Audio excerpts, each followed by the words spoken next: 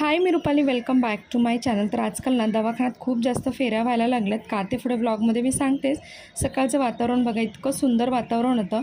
ते पाहून ना मन अगदी प्रसन्न झालं. त्यानंतर इथे नाश्ता करून मी लागली साफसफाईला, कारण आत्ताच माहेरातून जाऊन आली आणि आता 2-3 दिवस आराम केला होता. त्यामुळे इकडे आल्यानंतर काम करणं तर बनतंच.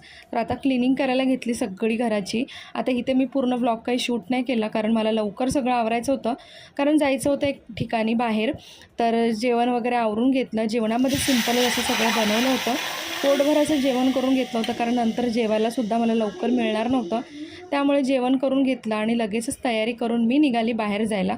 तर मी निघाली आहे दवाखान्यामध्ये डेंटिस्टकडे, कारण सध्या माझ्या ना खूप साऱ्या डेंटिस्टकडे सिटिंग चालू आहेत दातासाठी, रूट कॅनल वगैरे सगळ्याच गोष्टी, आणि त्यामुळे वारंवार माझं दवाखान्यात जाणं चालू झालेलं आहे.